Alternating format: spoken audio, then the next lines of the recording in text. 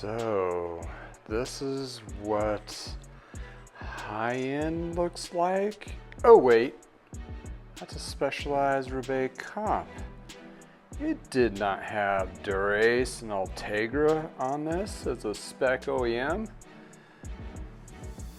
Interesting. This bike has been upgraded, which leads to a question. When is it really a good idea to upgrade? After this. Welcome to I Know a Guy Bicycles. Welcome to I Know a Guy Bicycles, hanging out with the guy. Hi, I'm Justin, the guy. Obviously, I have a garage shop. Taking scary how to use bikes one bike at a time. If you like these videos, please like and subscribe. Alrighty, so I'm gonna take this thing apart. And by doing so, obviously I'm gonna inspect the frame, but I really give it a thorough look over when I purchased this bike from this individual. And turned out it's actually in pretty good shape. It does have some little scuffs and scrapes on it, that kind of thing. But overall is actually in really good shape. And I did loosen up already. So I just need to get the frame, get it down to the frame so I can do the detailing. It does have some scratches and some chip paint on there. So we're gonna clean the drivetrain, and also I found a big old nice little gash in this nice newer tire, which means it's toast. Don't trust it for the next person. So gonna be definitely replacing it. What is? Okay, so when you take the press valve and release it on something used like this, and you're trying to get the air out, and it seems like it's gumming up, that means there's probably a sealant inside there. So that being said, you could use a tool like this. Goes over the core, and that releases it. And watch out, this can get you in the face. This backwash spray of that stuff right there.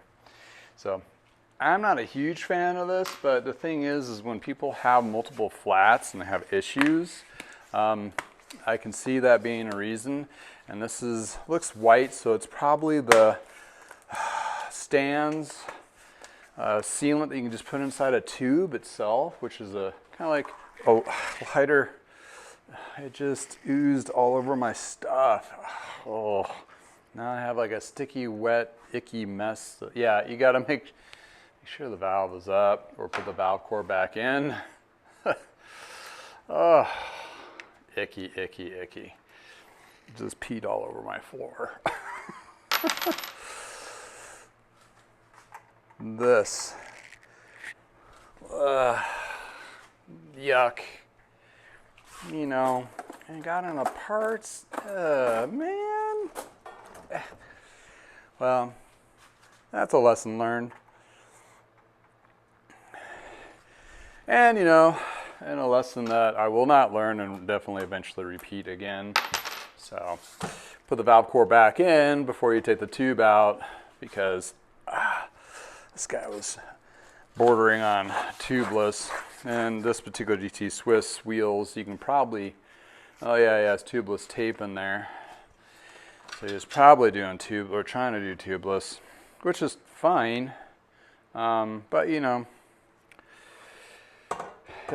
I think the jury's still out on tubeless for road. Personally, I'm just throwing this whole thing away. It's gunked up and a mess of a mess. But this stuff, you want to clean it off before it dries, and I'll need to clean off the Dura-Ace wheel that I just cleaned up on that. Wipe down the parts. Yeah, it just gets all over the place. So that's that wheel, which I'm going to be putting on that bike because I'm upgrading this one to the Dura-Ace wheels. And let's see if the front is going to have the same issue. That's coming out, but you can kind of see a little backwash spraying on my finger there. So this one does have sealant too. You don't have to worry about a backwashing out if the valve core's still in there, which was my mistake, because I pushed it down here and that's when the liquid kind of exploded right out of it as I was trying to squeeze the rim here of the tire to get that off there. So if you're watching his videos and is average watching, make it a, you can make it a beverage game of how many times I drop something and take a shot. I guarantee you'll have a good time and the videos might be more entertaining. Just kidding. Not promoting drinking or binging, but do what you want to do. Oh, there we go. Got a little tighter on there. This guy, oh, you can see it's just oozing out, even with the valve core being slightly open and still in there. That's where, I don't really kind of like those messes. But some people need to do that to keep them from having flats if they ride in areas where they get a lot of flats. Just seems to happen. I get it. I mean, I lived in a small town in Colorado called Brush, Colorado, and it was out in the middle of nowhere, and we had these stickers all over the place called goat heads, and you had to do something on your bikes out there because you would have flats all the time. The goat head stickers would be very vicious, and you would do the thorn resistant twos with sealant with liners because you'd end up going through a field and it'd be just like your tire would be pocked with these stickers. They're horrible, horrible, horrible, horrible. So, all right, we got those wheels. Those are going to be good. I'm going to pop that chain. I did measure the chain. It is about 0.25. So it is actually in good form. This drivetrain seems very, very, very clean, but I am still going to at least clean a portion of it. And again, mainly just to be able I can get to the frame to make sure I can detail it and inspect it. And also, I'm a big component of new cables and housing. And this particular cables and housing that this guy had on his bike,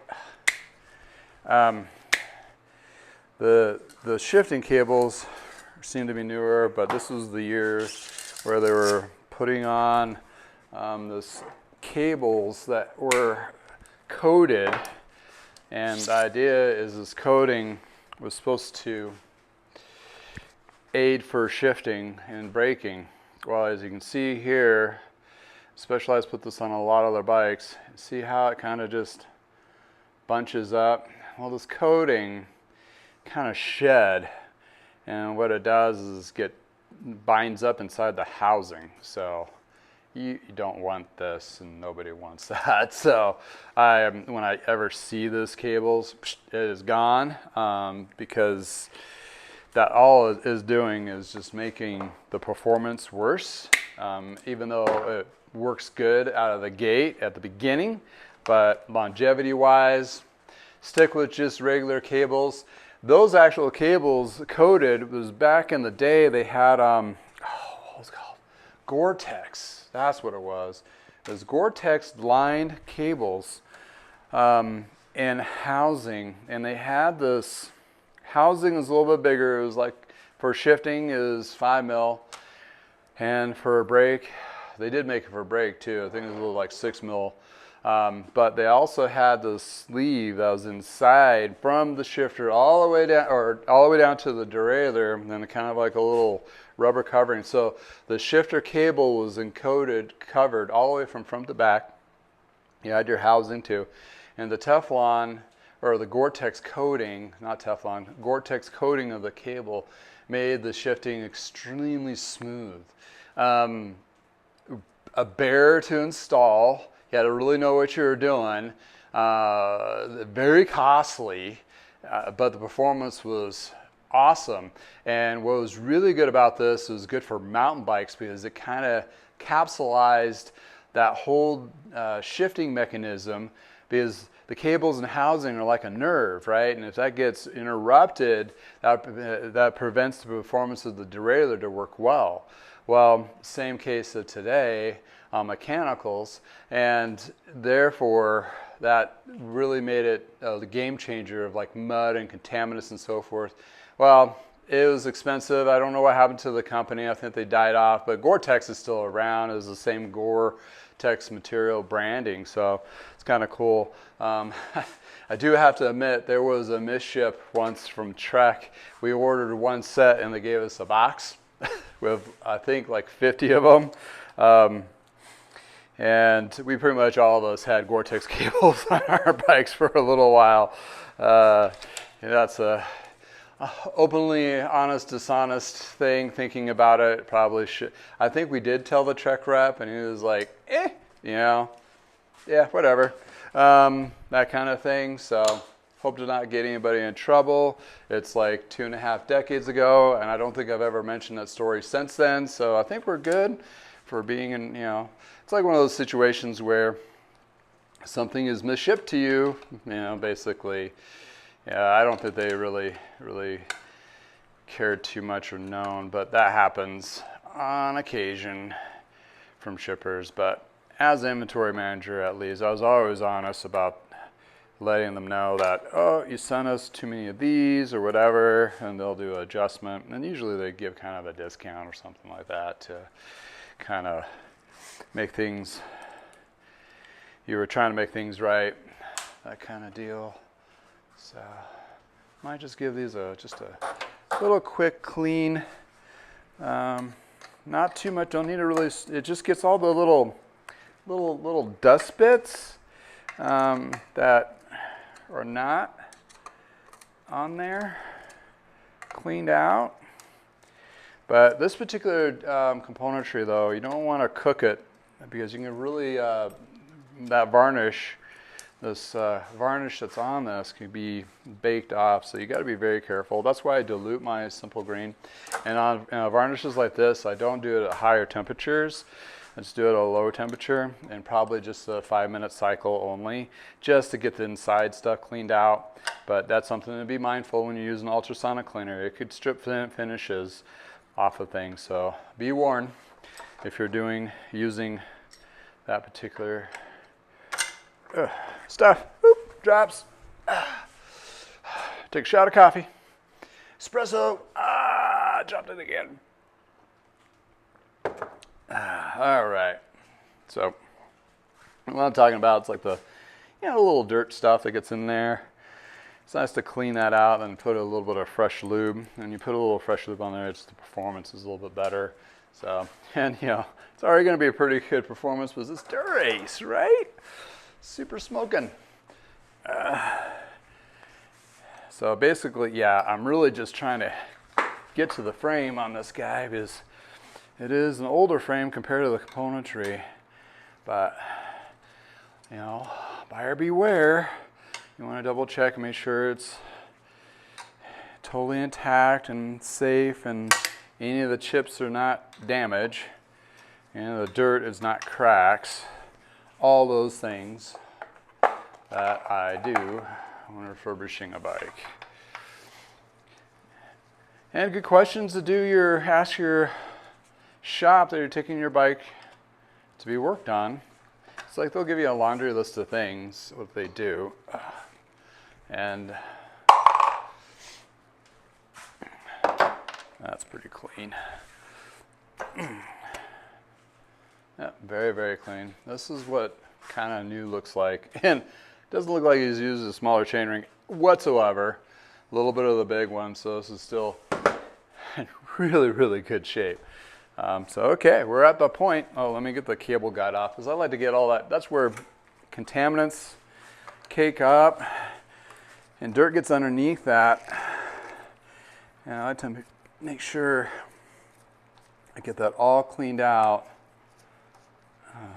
Well, might have to, seems like it's not wanting to remove, so I'll have to inspect that. But let's get into cleaning. Purple Power mixed with water, 50-50 blend. Kind of And it does have some goopage underneath here from that sealant that was in there. So he's had a flat or two where that sealant has sprayed onto the bike. And this happens sometimes on mountain bikes. And lo and behold, it's going up in the cable housing here, or cable guide. So I want to make sure that is all super cleaned off for the next rider. Inspecting underneath first. We're looking good there. A little bit of a chip there from car rack. Extra goopage underneath. Just chipped frame so far. Nothing is sticking out. In this particular situation too, I could definitely sell the parts as an aftermarket to recoup the cost of the frame if it was damaged that I put into it. So I'm not too terribly afraid, but you know, talking to the guy, he seemed pretty solid. So it's not like he's ponding off something onto me. It may be something you may not have been aware of, but this frame is actually in pretty decent shape. And again, some of those little chips need to be kind of buffed down, cleaned up. I mean, so it looks like all the kind of scrappage that he has on this thing is probably from the older componentry when it was on there, because the newer componentry looks super clean. And just continuing through. So yeah, this is my first wave, right, of going through the frame. But when I do my polishing, there's 2 to 3 different polishes I use, compound and a polish at least. And I go through the frame in detail at least 2 more times, and then the third time with a polishing rag. So I do go over the frame, pretty much every frame at least 4 times, if not more, while working on it. So yeah, I think all these little chips and so forth will clean up just fine. Pop these bottle cage mounts real quick, or the bolts anyway,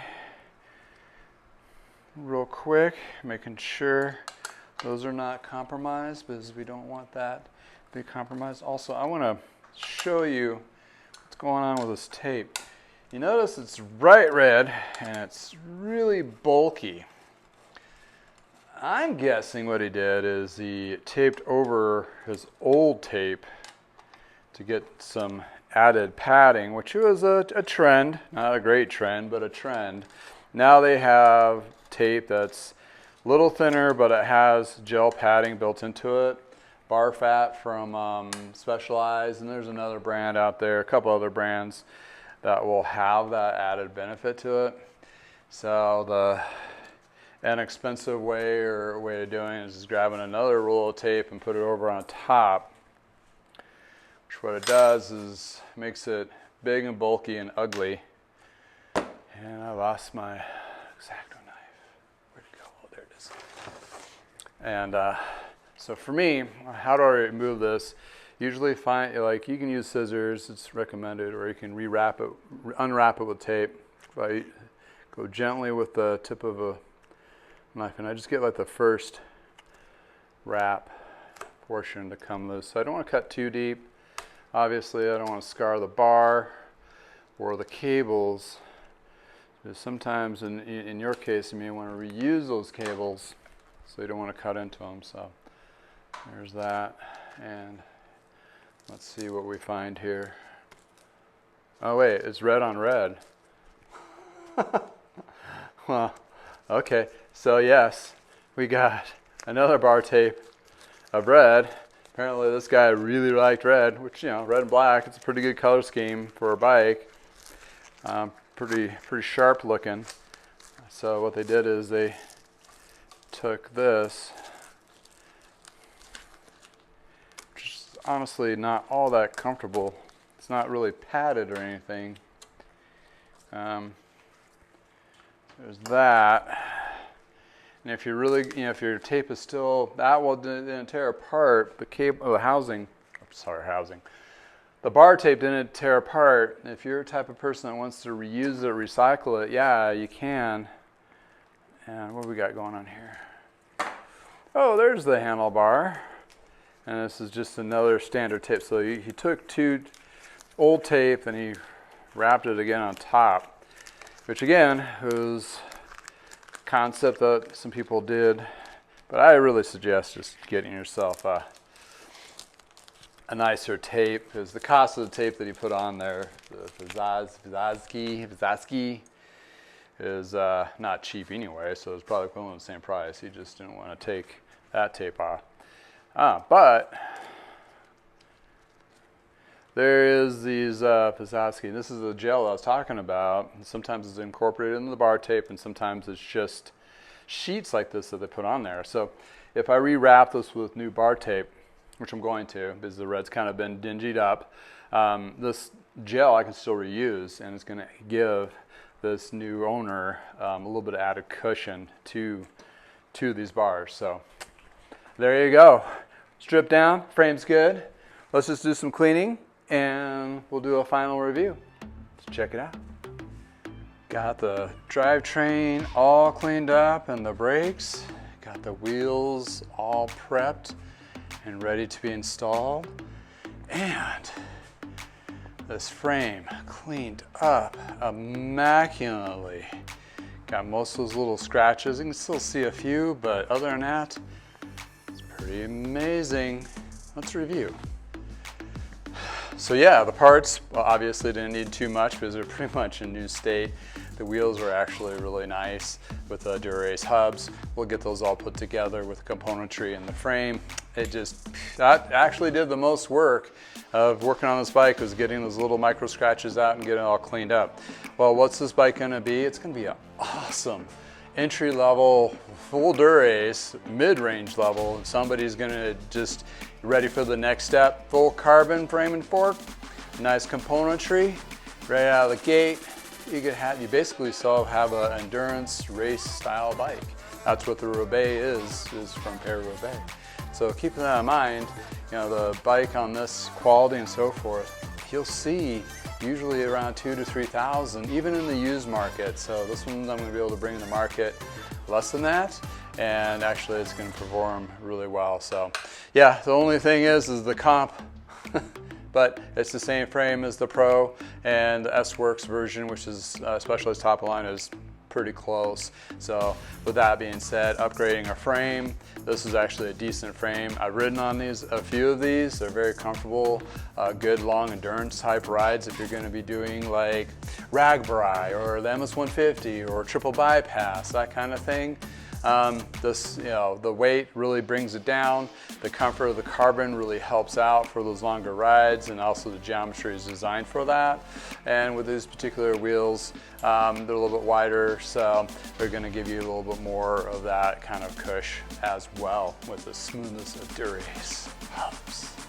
Anywho, well, this is the wrap of all the parts I'm going to be putting together, but hey, check out the final results after this.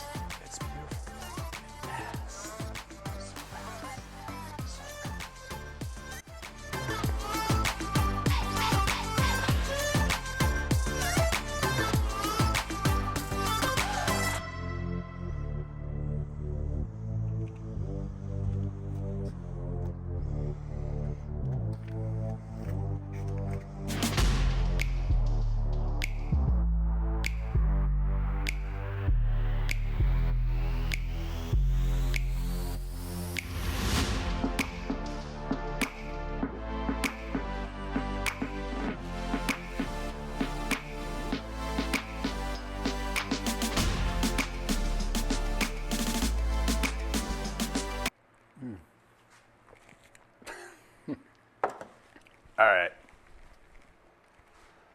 What are we doing? Oh, what am I doing? Okay.